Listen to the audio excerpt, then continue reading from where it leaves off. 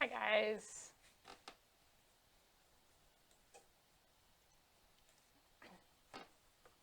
All right. Thank you for joining me this afternoon. Yeah, let me give you guys a couple seconds. And I am excited about today. I'm excited about kind of what I've been doing for the past week or two, which is, you know, really delving into Corel and kind of showing you guys how I do the things that I do in Corel instead of just showing you the end result, which is, you know, the pressing process, actually showing you guys the design process. So let me know if you can hear me okay, if you guys can see me all right. And yeah, hey guys, hey Beverly, hey Barb, Cindy, Vicky, Jan, hi Lisa. So I have not sent out any of the winnings from last week, but I will be doing that very soon, probably today or tomorrow, probably tomorrow. So, all right. Hey, Nancy, waiting on those gloves, waiting on those gloves. All right. So, I know a lot of you use Corel. I know some of you use different programs, but I kind of feel like what we're going to do today kind of can translate over across multiple platforms. You know, I just basically want to show you guys how to, hey Chad, my husband's watching, love you babe. I just wanted to show you, you know, kind of just how to break photos apart, and also kind of like how to choose metals and things like that. And we're going to be playing with a lot of different, styles of metals. So we're going to do some matte and some gloss and some clear, and just kind of show you like how, you know, mixing that metal can really add to the end effect and can also add to the overall value. We're going to be doing some Mr. Sprite. Oh, Chad, she just called you Mr. Sprite. That's funny. So I get distracted too easily, guys. So yeah, but first off, I want to talk about a couple of promotions that we have going on today. So today is, I think, day 4 of our sublimation stimulus program. And so today, on call-in orders over $200, you will receive 3 free, this is our small rectangular garden stake. This is U4767. So you get 3 of these for free just for placing an order over the phone. So that's pretty cool. These are really, really nice. It's made of the Chromolux EXT metals, so it lasts outdoors. I don't know about you guys, but my tomato plants are about this big, and so this is, I love these. These are really, really cute, and plus you can decorate them however you want. Awesome, awesome, awesome. Also, you guys can see the coupon down there on the bottom. This coupon is valid until March 31st, and it is good for $25 off your order of $200 or more. You can only use it once, but hey, you can use it. So, and let's talk about this. So, tomorrow, our SG800s will be so incredibly cheap that, yeah, they're going to be really, really cheap. So, you know, this is the last couple of SG800s left, and, you know, we want to get rid of them, and so we're going to get rid of them for a really, really good deal. So if you're interested in that, call your rep, but that's going to be tomorrow, so don't call them today because then they're going to get mad at me, and I don't want them any more mad at me than they usually are. I'm just kidding. All right, what else? Oh, tomorrow at 3:30, we're going to have a webinar with Jimmy Lamb on the new SG500, SG1000, so tune into that. Jimmy's always a really, really fun presenter, and, you know, let's find out about these new printers. They're pretty cool. I've seen one. I haven't got to play with it yet, but I did get to see one and see it print, and that high resolution mode is pretty cool. Okay, so with that being said, let's get to the fun part and let's start designing. So we're going to go to Corel. So I've got my Corel open, and so I just have a page set up. This is an 11 by 17 page. This is just the way I normally have it. Over here I have my objects open so I can keep track of where everything is. I have my text, and then I also have my contour. So the way that I open these dialog boxes, I just click on the plus, and then I can check whatever I want, and then make it live over here on my little menu. So it's like Photoshop in that regard. Okay, so the first thing that I want to do is import a photo. So the photo that I'm using is, let's see, where is it? The first photo, so we're going to do two actually. So the first photo that we're going to do, let's do this big one first. Okay, so this is an example of a photo with a really good focal element that can be pulled out, right? And taken apart basically. So I know that I can use this area right here, and then I can do a big background back here. So normally what I do when I do this, let me open up another window and show you guys how I kind of figure out what metal I'm going to use. Okay, so let's go to the website.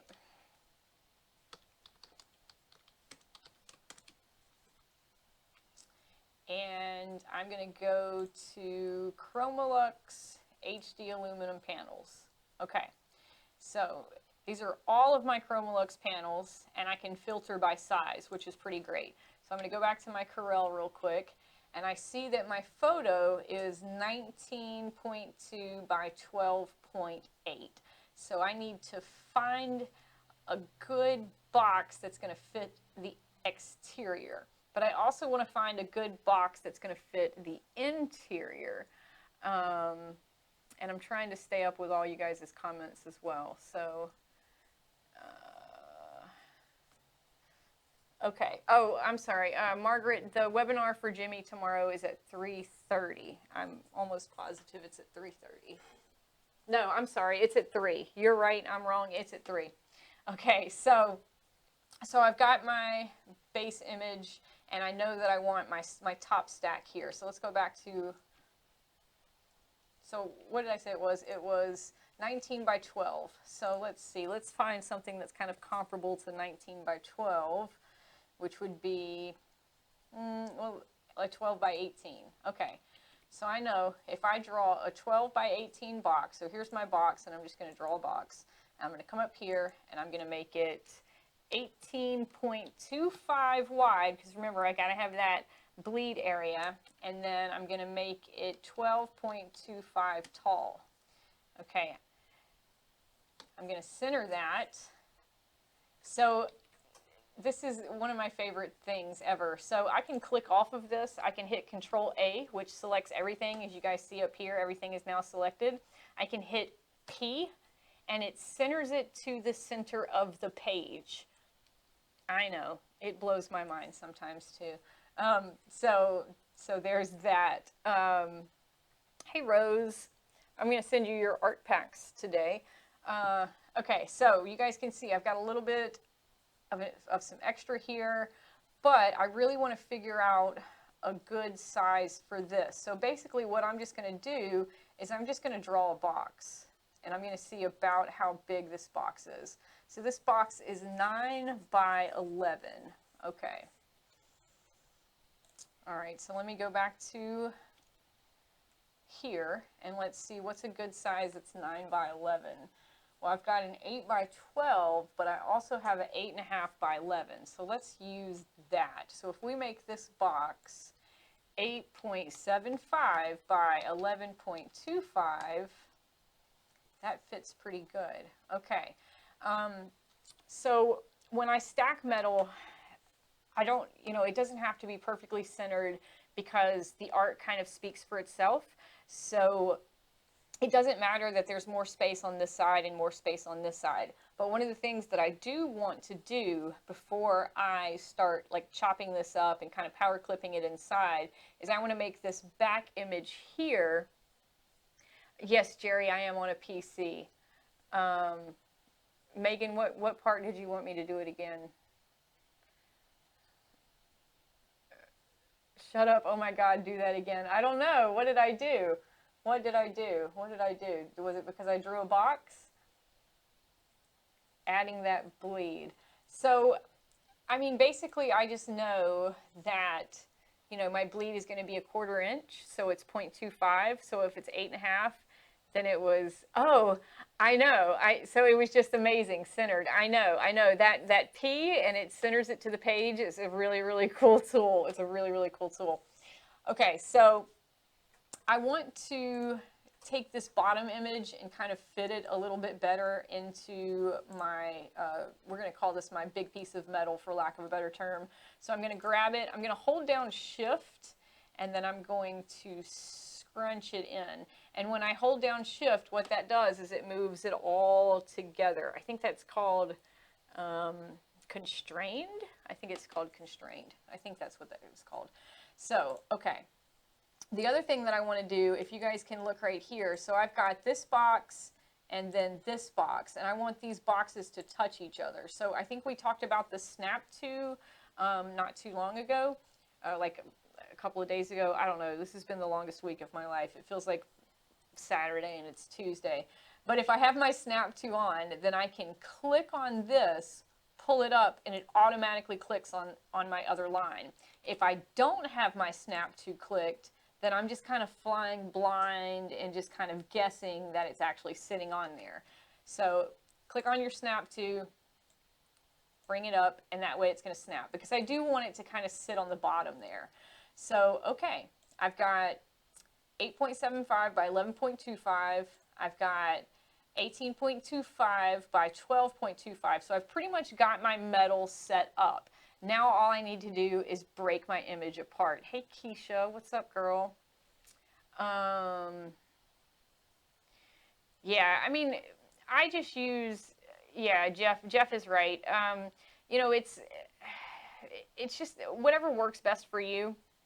This is just, I just know, if it's 18 inches, I can make it 18.25, and that gives me an 16th inch bleed all the way around. So. All right, so now what I want to do is I want to break my image apart. Let me make sure I've got it lined up good. Yeah, I'm really big on centering. My OCD makes me like to center things, so I want to make sure their heads are kind of centered. That's good enough. Okay, so we talked the other day about how I don't like to power clip and I like to intersect, and this is one of those times that I like to intersect. So, and yes, Daniela, you can totally do this with CorelDRAW 16. Nothing that I'm showing you is like a new feature or anything like that, or only available on like CorelDRAW 21. You can do this pretty much. I mean, I don't know if you can do it on like CorelDRAW 3. I don't know. I don't remember that far back, but I'm pretty sure you can do it on CorelDRAW 16. Okay, so now I'm going to break it apart. So to break it apart, I'm going to click on this top rectangle. I'm going to hold down Shift so I can select multiples. I'm going to click on my image, and then I'm going to hit intersect. Okay, so now what I've done is I've created that panel.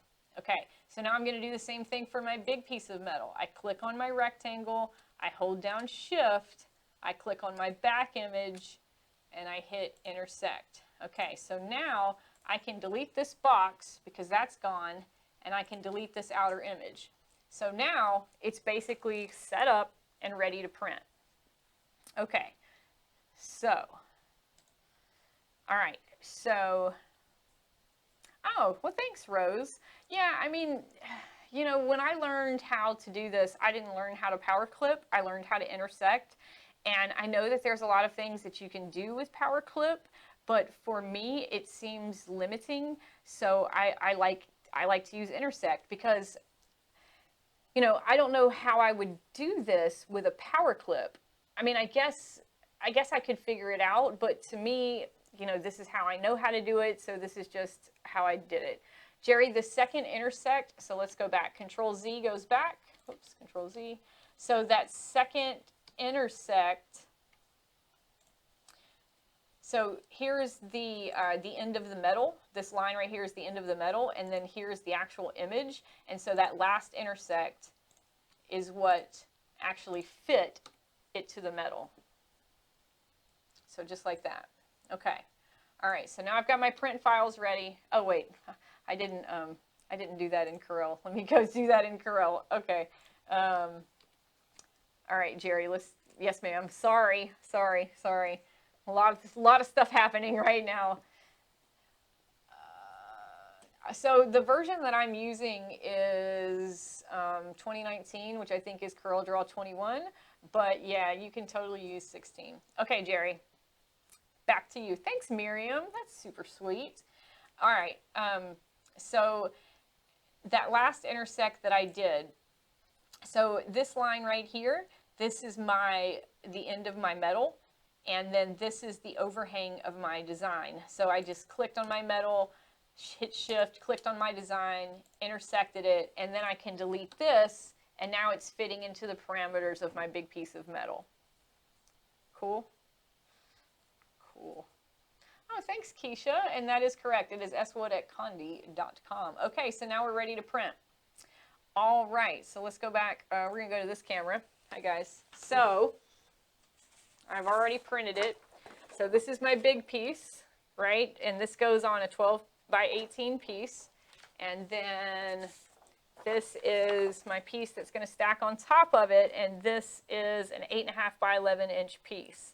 Okay, so because this has so much ink on it, I'm going to let it hover underneath my heat press for about, 5 or 10 seconds just to get that excess moisture out.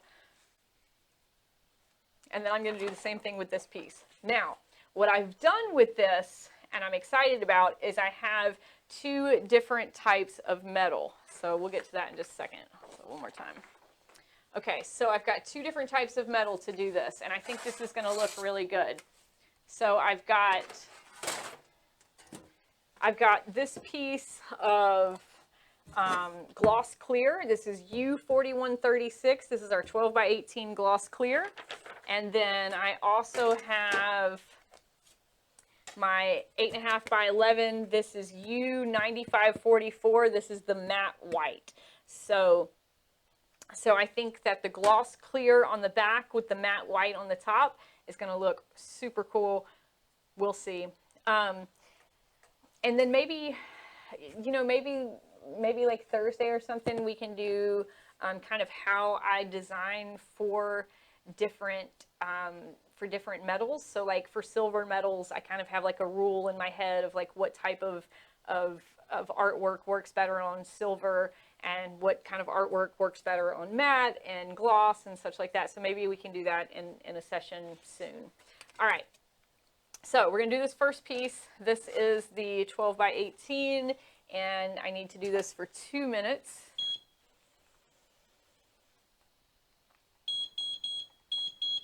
All right, so I'm going to take my peel coat off. Always check for a peel coat, no matter what. So Betty asked, does the Easy Subli ink work on the metal? And yes, the ink will definitely work on the metal.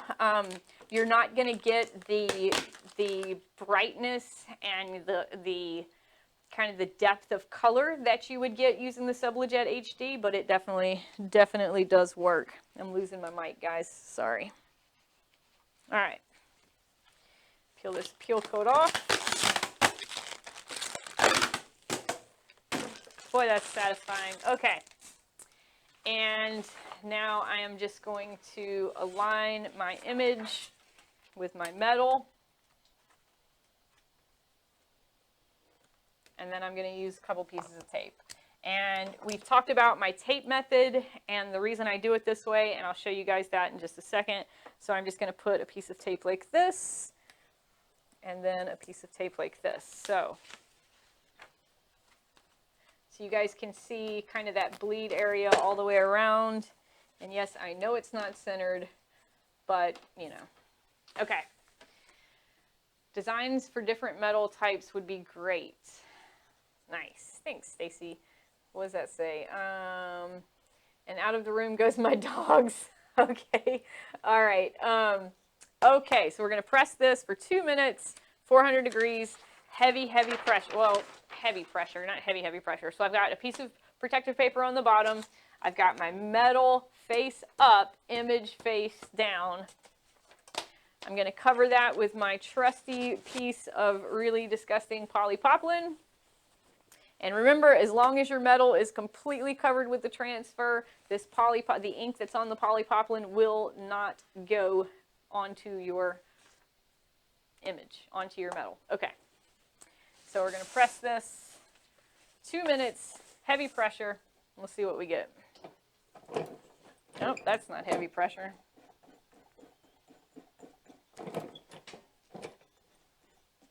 All right, 2 minutes. While that one is being ready, we're gonna get this one ready. Oh, guys, so I printed this this 12 by 18 piece on my SG800 with my bypass tray using 13 by 19 SPP paper. This is 11 by 17 SPP paper. Oh, Cheryl, I'm so sorry about your dog. Oh, girl. I'm sorry. It makes me want to cry. Sending you love. Okay. Well, Betty, you know, now is the perfect time to buy another system. You know, the SG800 is on sale. Well, it'll be on sale tomorrow. Cheaper than you'll probably ever get it again. So if you're looking for a new one, now's the time to get it. And yes, this is a DK20. All right, same thing with this. We're going to line it up, and we're going to tape it. Piece of tape on the top, piece of tape on the bottom. Okay. All right, so I'm going to show you 2 different methods today. Today, this one is easy because it has that. I feel like you guys can only see like from here down, and that's weird. This one has a really clear focal point that's easy to take out, and you know, this is, I wouldn't say it's easy, but there are other photos that don't have, give us a hint on the sale price.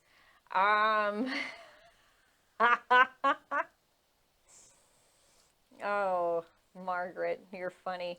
So this piece has a really clear focal point. It's easy to stack, and the next one that we're going to do does not have an easy focal point, and so I'm going to show you how I'm going to do that one. All right, so, okay, you guys can see. So because I taped it on the top and the bottom, I can peek to make sure it's sublimated fully. I don't know if you guys can see that, but it looks like I have really, really good ink transference. Hey, Pam, love you, girl. All right. That looks pretty good. Okay, let me get my glove. It is more than $1. Yes, it is more than $1. So this is how this piece turned out. And you know, if I were just doing this piece alone, I wouldn't be happy with it because I feel like there's a lot of detail in this and there's a lot of depth in this, and I think like the white gloss would be better. But we're going to see what happens when I do this second piece. So we're going to do the second piece, same thing, image face up, image face down, product face up. We're going to cover it with that same piece of polypropylene. And this one we're going to press for 1 minute and 15 seconds.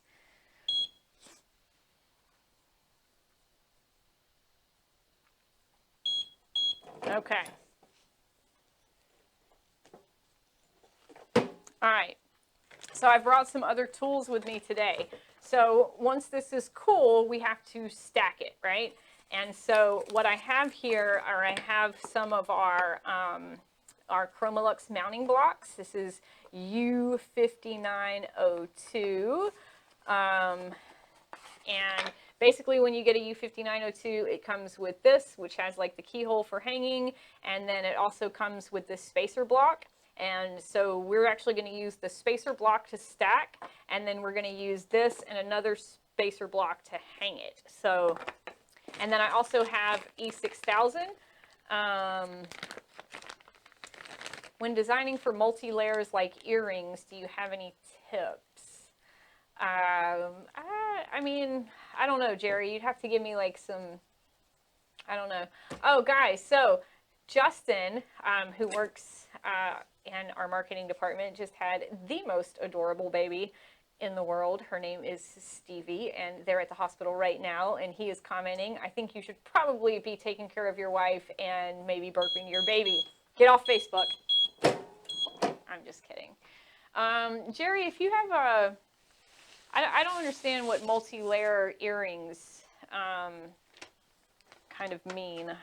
Sorry. All right, so I've got my second piece. What's, oh, okay. All right, so here's my second piece. All right, that looks pretty good. Oops. All right, so we're going to let this cool. Ow, that's hot. All right, so we're going to let these two pieces cool. And then the way that they're going to contrast when they go together is going to be really, really cute. So that's going to look nice. This turned into a really, really great piece. Or it will turn into a great piece when we're done. David's messing with the camera. All right. Justin, you're getting a lot of congratulations and all that good stuff. So it is working. I was just, yes, sir. All right, David. Okay, so we're gonna let that cool. While we let that cool, let's go to our second design in CorelDRAW. Okay, so we're gonna open a new page. So to do that, I just do Control-N because I really like shortcut keys. And Justin had the easy part. Congrats, Mrs. Justin. Yes, that's funny. What happens if you heat it too long? So Jan, when you heat it too long, well, it does scorch, but what also happens when you heat it too long is heat and UV are the only two things that can take out sublimation. So when you actually heat it too long, you'll notice that it starts to fade, because when you put excessive heat on there, what happens is that the dye migrates even further, and so you don't get the dye in the molecule like you're supposed to. So you really want to do, you know, David says it's like cooking, but I would say it's almost not like, I mean, it's almost more dialed in than cooking because it has to be perfect. So, all right. Okay, so we're back in Corel. All right, so my next one that we're gonna do is this little cutie right here. Okay, so he's pretty cute, right? But if I go back to my box and I draw a box around him, you notice that there's really not a lot of area around him to be able to stack it using the background. So what I'm going to do is I'm actually going to add a pattern background.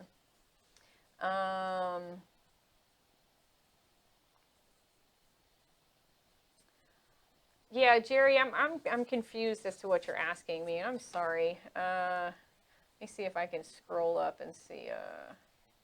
Oh well. Okay. Can you tell the purpose of using the polypoplin? So the polypoplin gets rid of any excess moisture that you may have.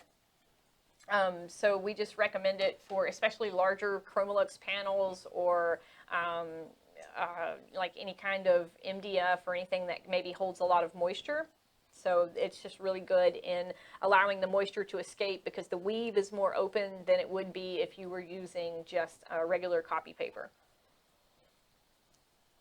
Okay, so for this guy, let's say, how big is this? This is 7 by 9, but I want to do kind of a smaller one, so we're going to make this a little bit smaller.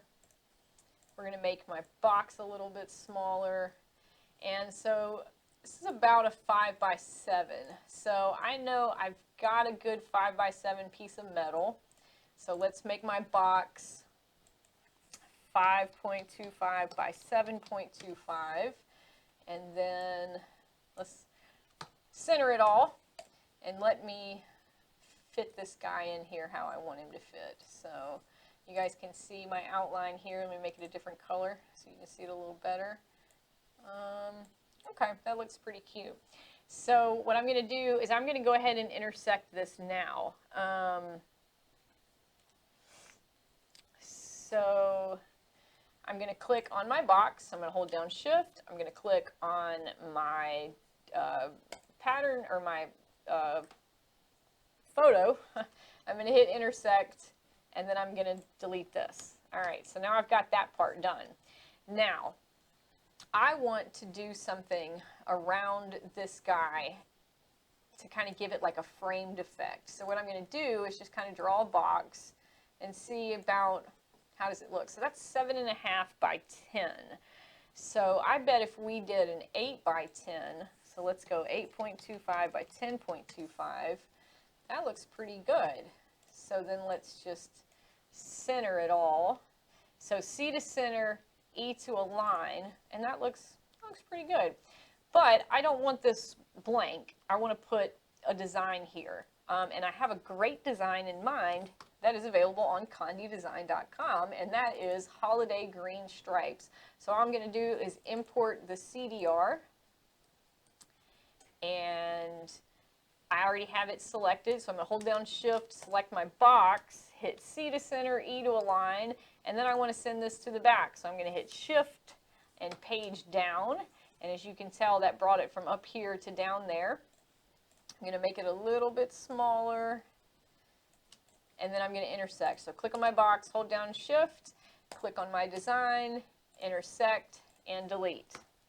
Okay, so this is great, and it's pretty much ready to go, except, you know, we just have to break it apart. But with splitting a picture to 2 prints to put on a panel larger than your printer will do. Well, Carl, that's kind of hard to do because no matter what you do, you're always going to have a white line where there is no ink. And so, you know, that's going to be difficult. And Nancy asked, do you ever stack your top photo off to the side rather than in the middle? Absolutely. Yes, ma'am. Like I said earlier, you know, this is art, and so art does not have to be perfectly centered. You know, if you have focal elements all over that you want to stack out, do it. You know, get creative. This is, you know, this is again one of those products that no one else is offering that now you are, and so, you know, so do what you want to with it. Let your creativity go. What better to print from PDF or Photoshop app, or let the printer manage the ink? It depends on which printer you're using. Hamid Printing Solutions. You know, because some printers have print drivers, or we have color management drivers, so it really just depends. And Nancy, will it still hang nicely? Yes, because when we get to the mounting blocks, I'll show you how to mount the mounting blocks, and what you're actually doing is you know, you're centering it on the mounting blocks, so the weight distribution of the metal doesn't really matter because of the mounting blocks. I think that that made sense. Okay, so I've got this, but I actually want to add a little bit more to it, so I'm going to change the orientation of my paper here. And what I want to do is I want to add a brand, because you guys know I like to brand my stuff. So I'm going to import a logo that I've created called Logo right there. And you guys can see that's pretty big, but we're just going to make it smaller. So I want this logo to go here on the back side of this bottom piece of metal. So what I do is I turn it 180 degrees, just like that, and now this piece is just about ready to print. So I'm going to separate my two pieces. Whoops, that's not what I wanted to do. There we go. So I'm going to separate my two pieces. I'm actually going to turn this one 90 degrees just to fit it on the page. And yeah, so just like that, I've done a 5x7 and an 8x10 piece all on one 11x17 piece of paper. So that's pretty cool. Yes, yeah, you got to mirror it. So when I go to print it, if I hit Control P, and I don't know if it's going to let me do it because I don't think I have any printers set up. Yeah, no, you're definitely going to go to pre-press and you're going to go to mirror, because we are printing on Chromolux, so you definitely want it to be, you know, mirrored. Yeah, okay. All right, so that one has been printed out. And it looks, wait, let's go back to camera 1, camera 2, camera 1, camera 2. All right, so it looks just like this, right? So I'm going to cut it out. So I've got my one panel and then my second panel. Okay, let's get some of this out of the way.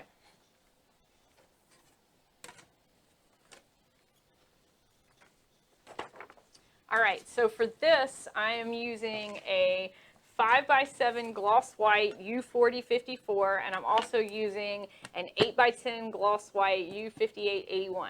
Okay, so we're going to do this piece first with the branding on it. I'm going to take my protective coating off.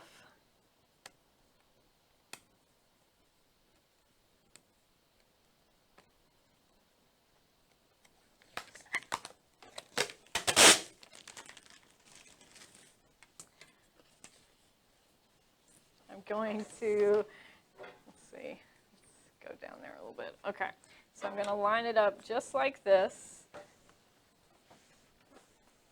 but I'm also going to take this piece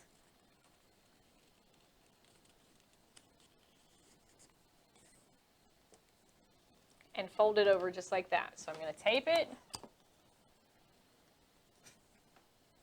here, and I'm going to tape it here. Okay, so this piece is ready. All right.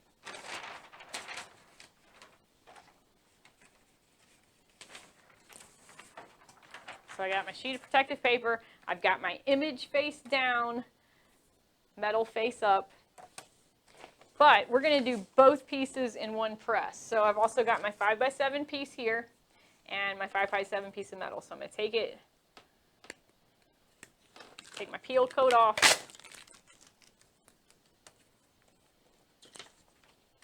I'll just tape it on there.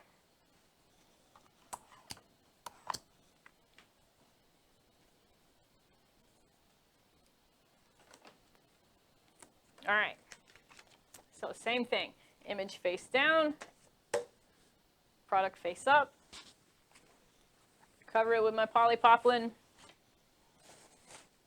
And we're going to press this one for, so the instructions say 1:15, but we're going to do it for 1.5 minutes just because I added, we're going to do it for 1:25 just because I added a little bit of metal to it.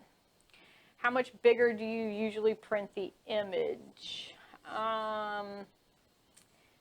how much bigger do you, I don't, in what context, Maria? I'm not sure what you're asking me. Sorry. Okay, while that's going, let's work on this. I'm really excited about this. So let me get all the tape off. This is going to look really pretty.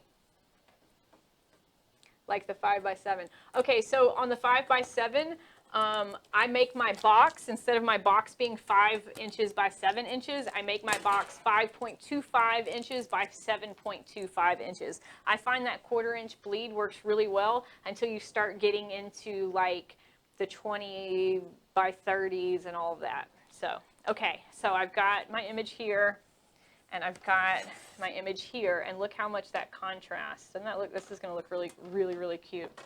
Okay. So one of the hardest parts about this, and I wonder if my top camera is working.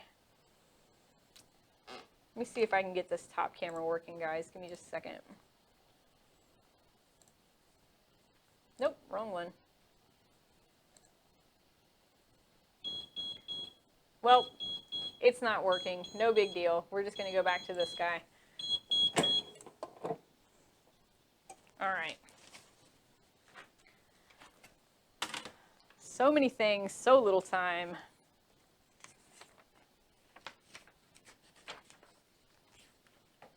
Chromolux metal. Gotta love it. Gotta love it. We're going to set it over here to let it cool. And then here's this bottom piece.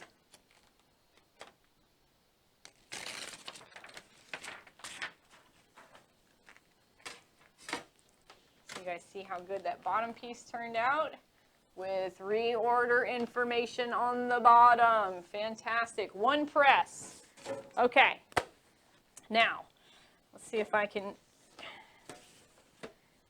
figure out something about this camera here. Okay, so I've got my two pieces. I've got my clear gloss and I've got my matte white. So I'm going to take one of my smaller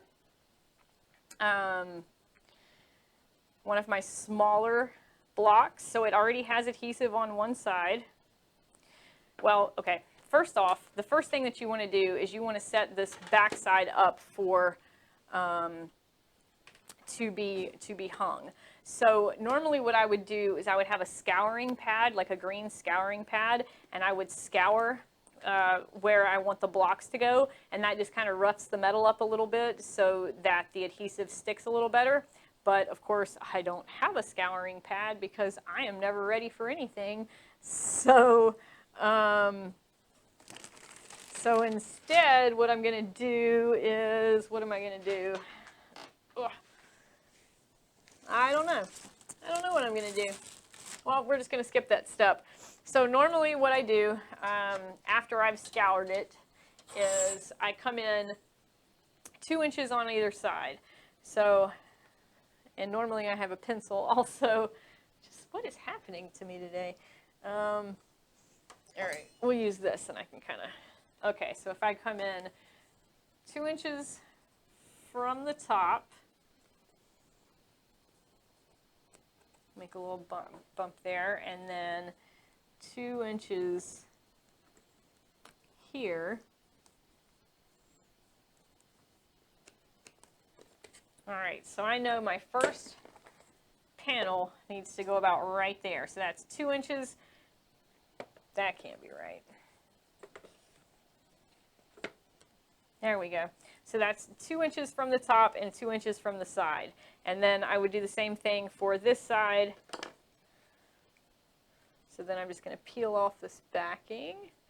She said I eyeball them. Megan, you're hilarious. I met some women from Hilton Head the other day. They came into my yoga studio, and I was like, oh, I know somebody from there. They were here, they were in Alabama for a tennis match, and they took yoga from me, so that was fun. They were very nice, and they were really, really good at yoga too. All right, so we're going to do the same thing on this side. 2 inches from the top, 2 inches from the bottom.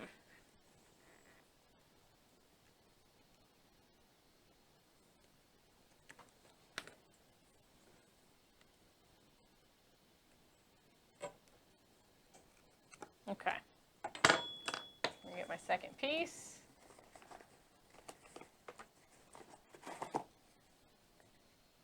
Spit on it? What are y'all talking about on YouTube? You weirdos. Spit on it. Oh, okay. I don't know what you guys are talking about right now. All right, so 2 inches from the top, 2 inches from the side. Boom, just like that. Okay, so now I've got these two done. But if I hang this on the wall, what's going to happen? So what's going to happen if I hang this on the wall is that eventually it's going to tilt in. And so I want to put another piece right here. So let's do that. So I've got my little teeny tiny piece here. And this is just basically going to space the bottom part far enough away from the wall that it doesn't end up warping in. Okay. So just like that. Okay. So now my back is ready. Okay, but because you have to do the back of the main piece first to get it set up to hang. Now, you cannot hang this right now. You have to wait 24 to 72 hours. I'm sorry, 48 to 72 hours for this adhesive to cure before you can finally hang it up, because you don't want this $300 to $500 piece of metal falling off the wall the first time somebody tries to hang it up. Okay, so, all right, I've got this done. Now I'm ready to add my second piece. So what I want to do is I want to take one of my little blocks, take my adhesive off of it, or my adhesive strip, my backing strip off of it, rough the metal up, or pretend like I did that. I'm going to eyeball where I think the center is. Well, that's pretty good. And then I'm going to use my E6000. Okay, so I'm going to apply just a, of course I can't get it open.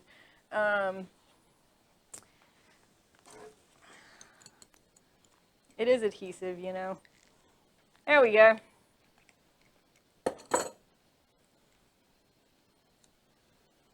Okay, so I'm going to add some E6000 just a little bit, cover it back up. And the reason I like to use E6000 is because it's not permanent, immediately permanent, so I can kind of wiggle it around a little bit. So now what I do, so I know that I lined up the bottom of this metal to the bottom of this metal, so I'm basically just going to line it up, eyeball it, and then with that E6000 I can kind of move it around a little bit until I feel like I got it right. Check everything, looks pretty good. Okay. All right, so now what I'm going to do is I'm going to put a weight on this. You guys are going to laugh at my weight.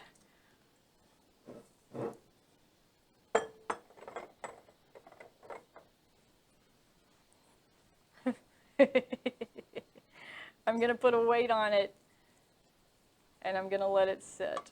And then hopefully in a couple of minutes, it'll be dry enough to where I can show you guys, what it's going to look like. All right. I still don't know what you're talking about, spitting on it. And yes, if you use the E6000, you still have to wait for it to cure, because it is also not an immediate bond, so you have to wait 24 to 36 hours to let it cure. My head is still cut off. Okay. All right, so let's go to the next piece. Okay. So we've got this. Same thing. Now, with this one, you've got the branding on the back of it. So, but basically the same thing. We're going to do the back first. So for a piece like this, we don't have enough room to do two of the backs, so we're just going to do one in the center, and then we're going to do one small piece down here. So, and then with these, we're just doing the one. Thank you. I know I love my weight too. So for these, retail value of the wine. Whoever can guess the retail value of the wine wins one of. No, I'm just kidding.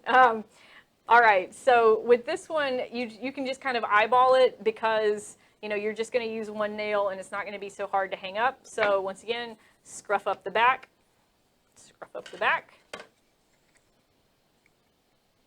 and remove my adhesive protecting, stick it on there. So I'm just kind of, you know, just kind of eyeballing it. Like I said, just kind of eyeballed in the center. I'm going to stick another small piece down here. Now I'm not going to cover up my logo though. How often do you have to replace the weight? You know, it depends on how bad of a night I've had.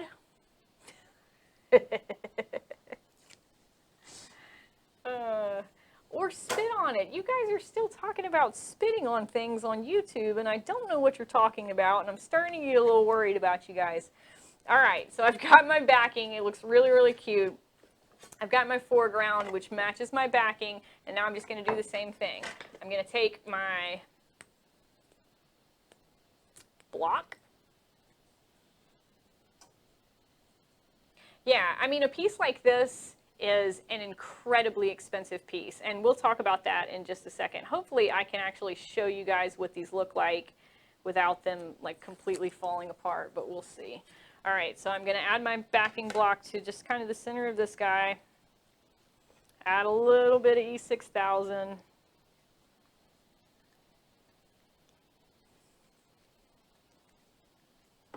And then just kind of line it up to the center here.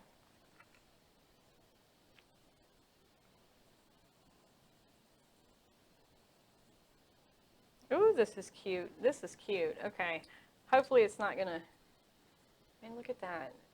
Look, yeah, it's starting to move. But this piece right here, I mean, this is a $60 piece, like all day, every day. You know, this is a really, really nice piece. Yeah, this is a $60 to $80 piece all day, every day. You know, and then of course it has your reorder information on the back of it. So super cute. We're going to let that dry. Now I'm going to see, this is probably not dry yet, but yeah, it's not dry, but that's okay. I'm going to hold it up and show you guys. So this piece right here, and you can see the way it kind of contrasts in the back.